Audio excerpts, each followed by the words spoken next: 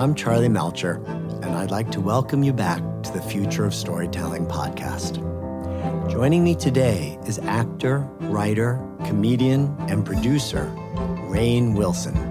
Though many listeners will know him from his numerous film and TV roles, especially his iconic portrayal of Dwight Schrute on The Office, fewer may be familiar with his broader work as a storyteller through his company Soul Pancake, which he co-founded with two friends in 2009.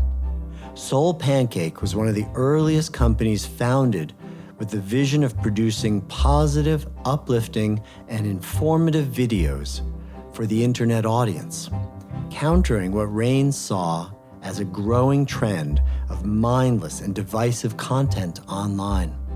The formula was a runaway success, earning the company hundreds of millions of views on YouTube, a New York Times best-selling book, and collaborations with the likes of Weezer and President Barack Obama.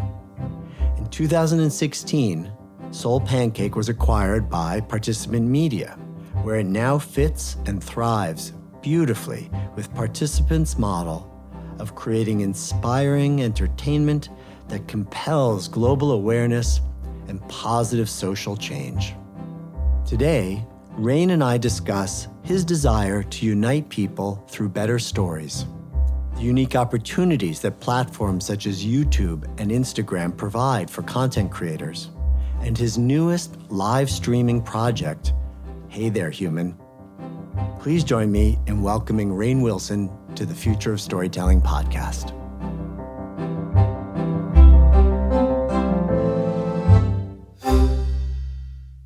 Rainn Wilson, this is such a delight to have you on our podcast. Thank you for being here today. It's a delight for me as well. Thanks for having me. This is really a tremendous, exciting pleasure for me because I'm a hardcore Office fan, I have to confess to you. Okay, good. Let's get that out. Good. Let's just get that out of the way. I started with the British version and then went to the American edition. And anyway, I'm a huge fan, so I'll get that out of the way now. Thank you. So your fascination with storytelling started when? Started young? Wow, we're going all the way back. Choose a spot. I guess my fascination with storytelling went all the way back to the earliest human civilization when we lived in caves and my distant ancestors would huddle around the fire after the day's hunt and tell stories of the hunt of that day, and the shaman, who was part mystic, part priest, part guru, part stand-up comedian, part storyteller, a la Spalding Gray, visionary, mystic. Did I say comedian? I did. All of those things wrapped into one, would also tell the mythology of the cave by flickering candlelight and regale people with funny stories, make them laugh, make them think. But more specifically, I guess my interest in storytelling started with watching way, way, way too much television. Well, first, let me just say how much I appreciate and love that you started us back at the earliest origins of sharing stories, because that's when stories helped us understand the chaotic world we lived in, right? Why people got eaten by animals, Sure. Or there was lightning. Exactly, yeah. But I think that the storytelling you're doing today is doing exactly the same thing. I would be so flattered if it was doing exactly the same thing, but it's, I think, what all storytellers aspire to on some level. Exactly. Tell me about your very first radio show in high school, Yep. Uncle Rainn's Story Hour. Uncle Rainn's Story Hour, yep. I was from a pretty working class, blue-collar area of Seattle, Washington. I transferred high school when I was 16 to suburban Chicago, to a big kind of fancy arts high school, and they had their own radio station. So I went to a high school, New Trier High School, had its own radio station up on the roof, literally a transmitter and a broadcast booth and the whole thing. And I had Uncle Rainn's Story Hour. I wanted there to be some gimmick, so I would play punk rock and new wave music that I loved in those days, and I would read children's stories. So I would always bring books from the library of, Dr. Seuss and whatnot, and I'd read them to people on the air in between punk rock songs. I love it. I love it. So early experience as a storyteller, but also with music and radio. And then this rolled it into an acting career. Yeah. So, a lot happened in between me reading children's stories on a high school radio station and me kind of committing to acting. But really the reason I started acting is I took my first acting class. I did an exercise that made all the girls laugh. I was a new kid at the school and was kind of ungainly and gawky and weird. And nevertheless, the girls came over and said, "Hey, will you sit with us at our lunch table? You're so funny. Where are you from? Tell us about yourself." That was it. It was off to the races. So I went out into the world and started auditioning when I was around 19. And boy, did I suck. And so I auditioned for training schools and I went to NYU, I was so fortunate to get into. I was 20 years old and moved to New York City in 1986. And that was a very intense experience, right? I mean, acting school, you're deep in it. Super intense. 16 hours a day, rehearsing nonstop. You're doing clowning. We did circus skills. We did dance, voice and speech. We did Shakespeare, all of these countless classes. And you had to be prepared for all of them. So you had to have songs ready, monologues ready. You had to be memorizing your lines from the play that you were currently doing at night. So we'd do that all day and then we'd rehearse plays all night. And I just loved it. I was like a kid in the sandbox. For someone who loved acting, it was exercising all of those incredible acting muscles.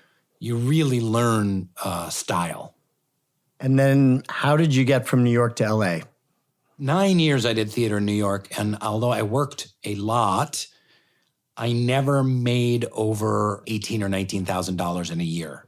A lot of side jobs, catering, driving a moving van to keep myself going. And I knew in the back of my head, like, listen, if I ever want to make it, if I ever want to like have a kid or buy a house or anything, I'm going to need to get some film and TV work. Some friends of mine, we started a kind of a sketch comedy clown show called The New Bozina.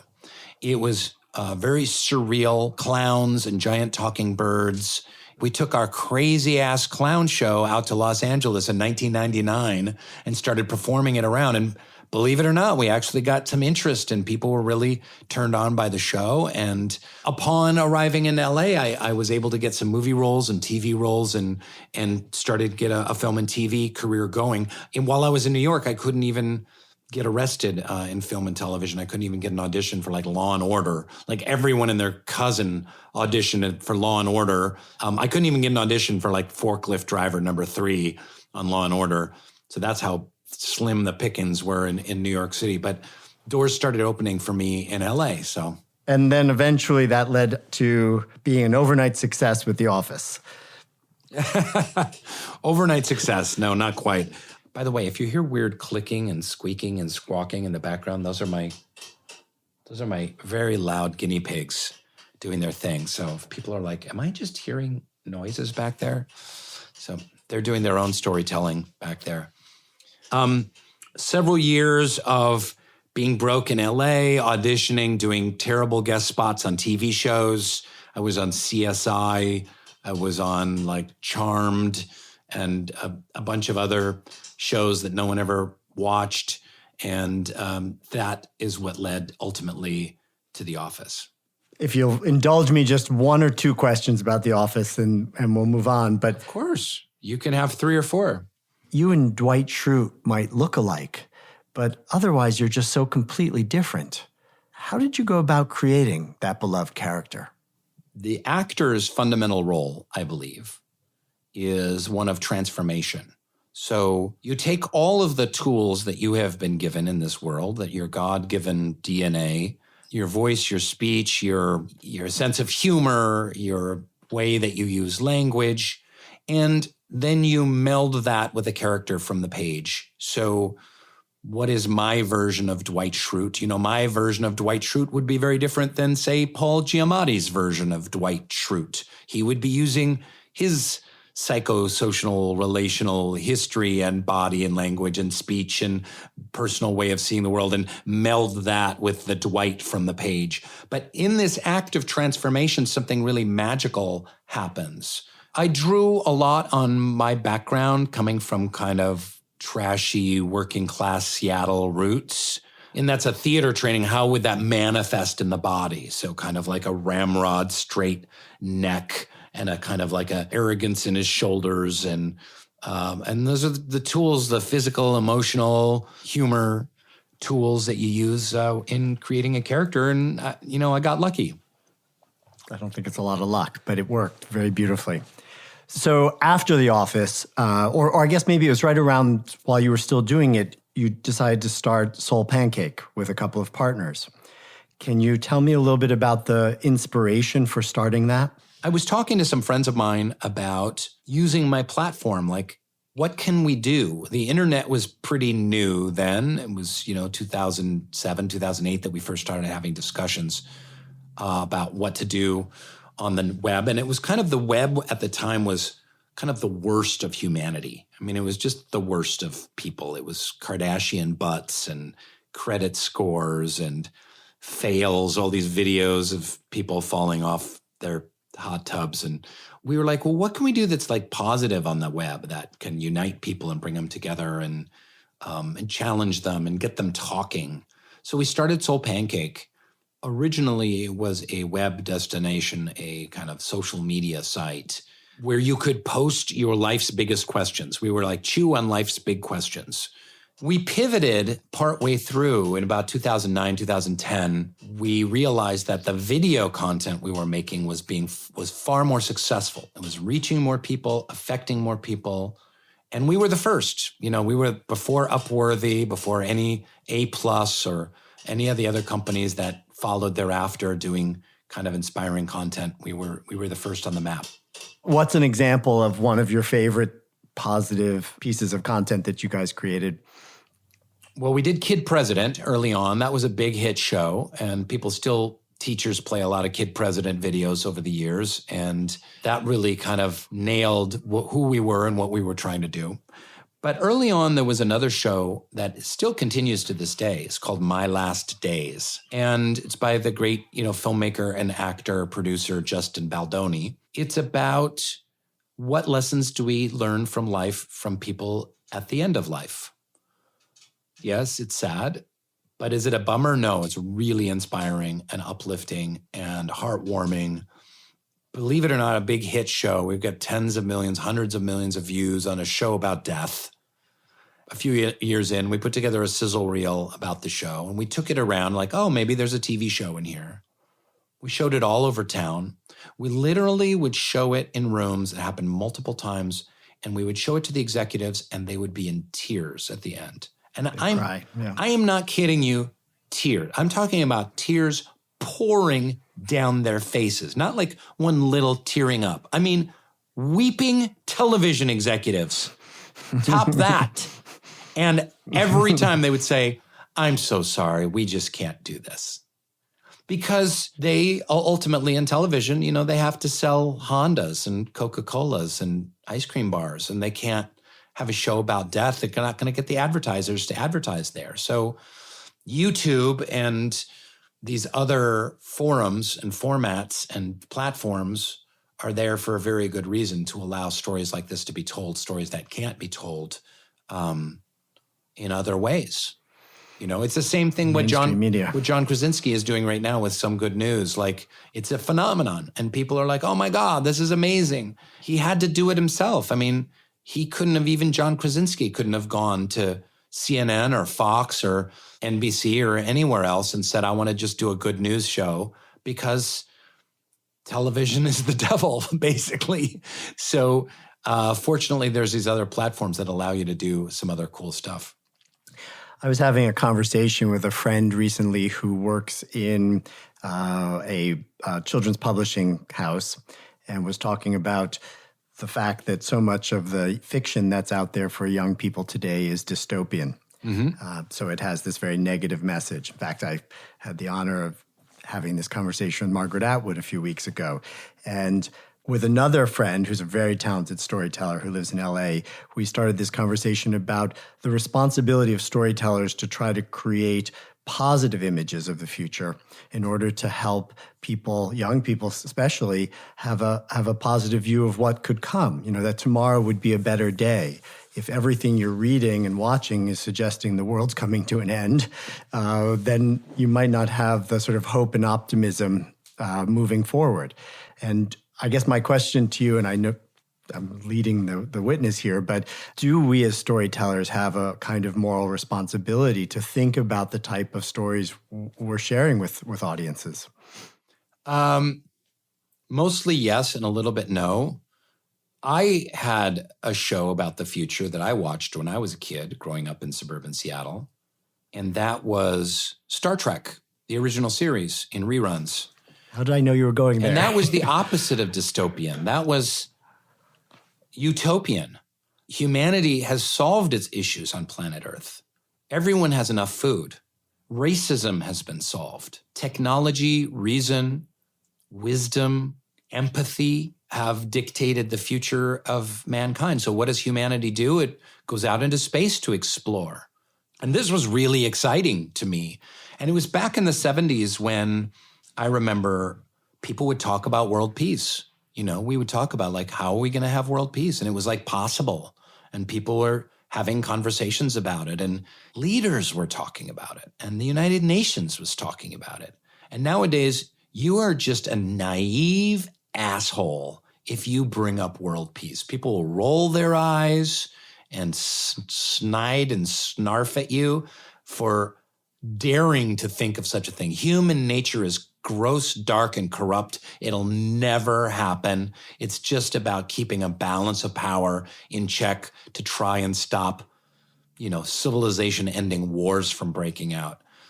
Listen, I think anyone who's producing content has to have an understanding of like what effect it's going to have in the world. The stories I can't stand are like John Wick, like this idea that there's a hitman and like someone kills his dog, so he just goes and kills 500 guys. And like teenage boys all over America are like, yeah, John Wick, he's badass. And I love Keanu Reeves and he's put a lot of great stuff into the world, but I don't know why someone would sign up for that. Like it's just pure death and carnage. And yeah, I guess because they're killing bad guys, so it's okay. But in this day and age, back on the verge of war again, climate change, some very real issues, I think storytellers need to have a certain obligation. But that doesn't mean they have to do everything needs to feel like Walt Disney, or everything needs to feel sugary or sentimental or obvious or, quote unquote, heartwarming in a Hallmark Channel way. We still have to tell rough, dark, raw human stories as we're doing it. So before I move on to the most recent thing you're working on, I did want to ask you about Miss Landor's Great Books class in high school. I had the pleasure of listening to your book, The Bassoon King, yesterday, which I downloaded and really enjoyed. And you give in the book sort of some credit to her and that Great Books class for being a real inspiration for Soul Pancake. Yeah, so it ties way back to that great high school that I had the privilege of going to, New Trier, which is something that I think America needs to strive to make every high school in America like New Trier, have a radio station on its roof, have an incredible drama program, have great books courses. This Great Books course was unbelievable. Here we were, a bunch of 17-year-olds, and here comes Ms. Landor, this crazy old woman. I thought she was old at the time. She recently passed away just 6 months ago. Just a beautiful soul, luminous, so well-read, so sharp. She passed from cancer. I had the good fortune of getting to hang out with her a bunch near the end of her life. I did a podcast with her for this podcast that I do called Metaphysical Milkshake with Reza Aslan. The theme of that was our teachers' gurus. So we got to speak to our old English teachers. But basically, yeah, we're 17-year-olds. We'll go into this classroom and we're reading Rousseau and Kant and the Book of Job and Viktor Frankl, Man's Search for Meaning, and Nietzsche, lots of other stuff. And it was part English, part philosophy, part sociology, part psychology. It opened up my brain to like, oh my God, we can have these incredible conversations about life's biggest questions. And they can be fun and interesting and exciting and funny and entertaining. And it's about the stuff of life. So I've always said from the very beginning that Ms. Landor was a great inspiration. So I went on Instagram and watched a few of your Hey There Human episodes and was so touched by them. I mean, I literally found myself with tears in my eyes. The generosity of spirit and open-hearted nature of your reaching out to people at this time while people are isolated, distancing, lonely, scared, going through a whole array of emotions, and then to have you reach out to be, sincerely interested in what's going on in their day, in their life, in their room. It was such a gesture of caring, it seems to me. My wife is a social worker. It felt to me like you were there in a way using your skills as a caregiver, but really just to connect as a human being, to reach out to human being. And it also makes me think about the power of us having now this two-way mass media, this ability to not just broadcast down to people, but to actually engage with them in a conversation and to share that with others. Well, that's very sweet. Thanks for your kind words. As soon as the quarantine hit, I called Soul Pancake, which I'm still involved with as a consultant. I don't have an official role there, just co-founder and consultant. And I was like, let's do something. We got to do something to connect people. Everyone's feeling so anxious and scared and weird, and there's mental health issues we deal with a lot at Soul Pancake. We really wanted to connect people. And so I volunteered to host it every day at noon.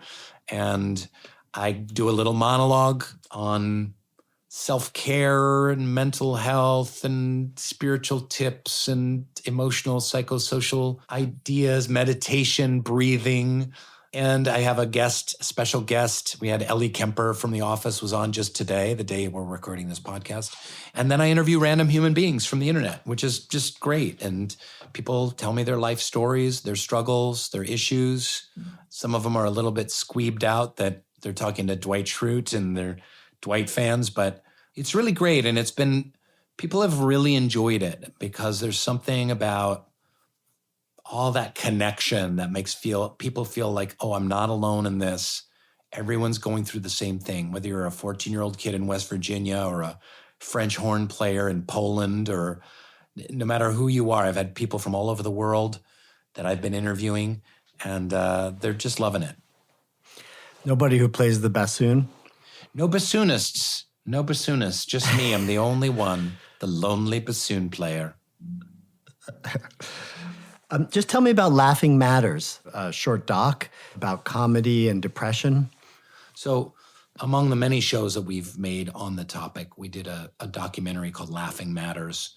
A lot of stand-up comics like Sarah Silverman and other comedy folk talking about their issues with mental health, the link between mental health and comedy as a tool to survive mental breakdowns and fissures. And it was really successful. It's a really great documentary. We showed it at schools and colleges all over the country. We had live events around it, and as well as, it sits on our YouTube channel right now. So again, allowing a media company to be a force for social good. Every company, every family, every community, every individual has to have some X percentage of themselves working for social good if we want to have the world get better. And it has to be genuine, and it has to come from a place of service. I couldn't agree more. It makes me think a little bit of Michael Pollan in his book where he said, you vote with your fork. Remember that tagline? And it was really about how we need to take control over what we put in our bodies, both for our own health and for the health of our planet.